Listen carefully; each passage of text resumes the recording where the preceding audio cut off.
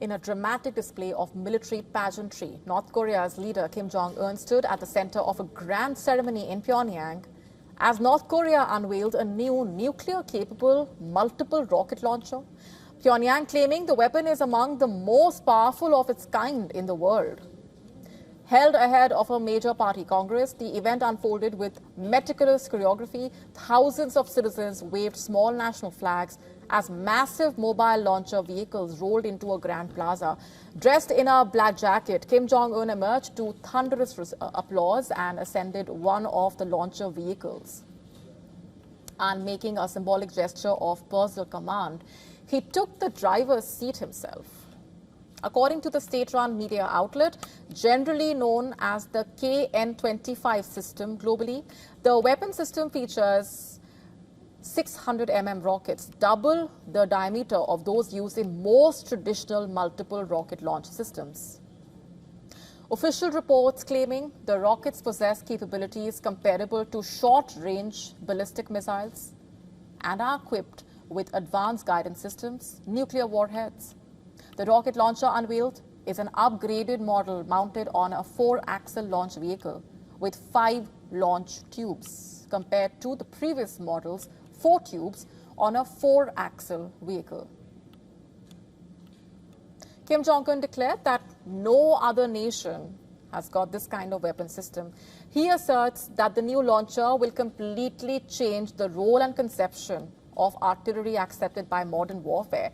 The unveiling also coming at a time of heightened global tensions, North Korea deepening its ties with Russia, providing missiles and troops to support Moscow's war in Ukraine. And analysts believe that North Korean forces may be gaining valuable combat experience from the conflict, while also possibly receiving technical assistance that could further advance its weapons programs.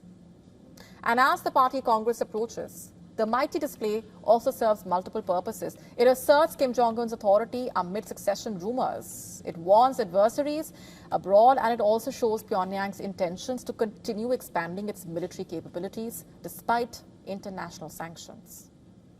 Beyond multiple rocket launchers, North Korea maintaining a diverse range of nuclear delivery systems. These include intercontinental ballistic missiles as well as short-range and medium-range systems designed for use on the Korean Peninsula and against targets in the Western Pacific. North Korea's recent show of strength also coming just weeks after a series of missile tests. On the 4th of January, North Korea conducted its first test of the year. It fired a hypersonic missile from Pyongyang that traveled approximately 900 kilometers.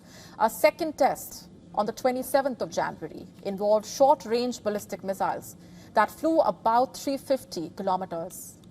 These tests were reported by the state media and monitored by regional defense authorities. In December 2025, state media also released images of an 8,700-ton nuclear-powered submarine. It described as part of an unlimited drive to expand the country's naval nuclear forces.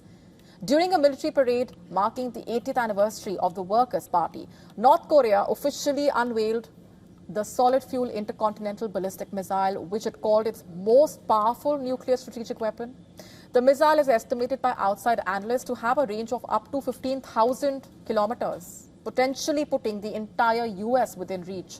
Taken together, these developments are an expansion of Pyongyang's strategic capabilities. While North Korea also presents these moves as necessary for self-defense, regional governments and international monitors view them as escalatory measures that could further heighten tensions. The inaugural meeting for the Gaza Peace Board is being held in Washington, D.C. And just a few minutes ago, the U.S. president started his speech talking about just about every issue. And he then started taking names of leaders in attendance one by one. And by the time Trump got to Pakistan's Prime Minister Shehbaz Sharif, it was time for his favorite claim to mark a return.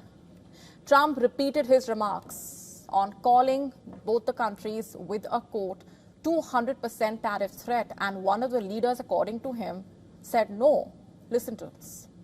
I said, if you fight, I'm going to put 200% tariffs on each of your countries, which essentially makes you not allowed, you can't do any business.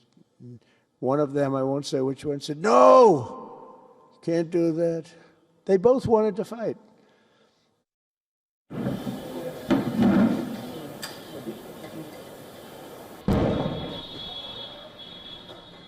And that's where things took an even more interesting turn.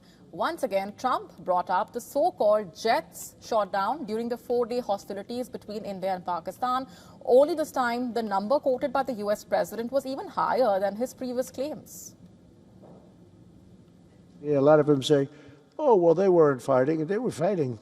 11 jets were shot down, very expensive jets. Every time the president makes a reference to the hostilities between India and Pakistan, the number of jets he claims got shot down seems to be going up. There are 4 such incidents on record, in fact. In July 2025, the US president first claimed that 5 jets were shot down during the hostilities just 2 months prior in the month of May last year. And then in August last year, the number went up to 7, according to him, within a month of that last claim. It did not end there. In November 2025, during a business forum address, Trump yet again made a claim that 8 planes were shot down during the tensions. It still does not end there. The latest claim now coming in when Trump said that as many as 10 jets were shot down during the hostilities. Now, just moments ago, that number went up to 11, like you just heard. Now, what exactly is happening and what's behind these numbers? When it comes to the US president, we can only make a guess. A day after wrapping up the second round of the US brokered talks in Geneva, Russia rained fire on Ukraine once again. Kiev claims Moscow fired 37 drones, 29 of which were shot down. Ukraine also hit back, targeting a Russian oil refinery. And as the war rages on, a new investigation is raising uncomfortable questions for the West. Russian missiles striking Ukraine may still be powered by Western technology. Here's a detailed report.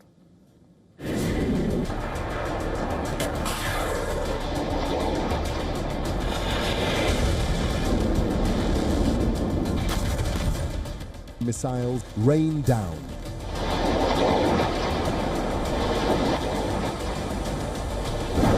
Sirens scream.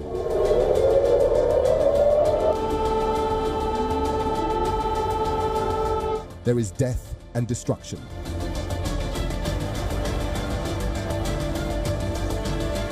Ukraine is facing one deadly Russian assault after another, forcing Ukrainians to flee amid freezing temperatures. The Ukrainian soldiers are running low on ammunition. The supplies from its Western allies are drying up fast, but the Russian military is only intensifying its assault. Drones and missiles are raining down daily. Russia is under severe sanctions. The Western nations have systematically blocked all supply routes to choke Russia's military production lines. But the skies above Ukraine are lit. Russia has many-fold increased the production of deadly missiles and drones.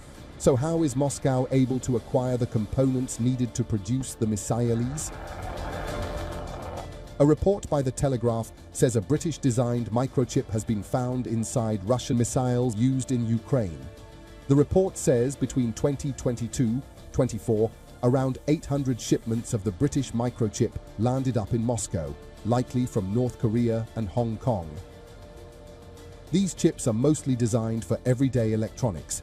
They belong to a category known as dual-use components, meaning they can be used for both civilian and military purposes. Western sanctions were meant to choke off Russia's supply lines, but Moscow seems to have found a way.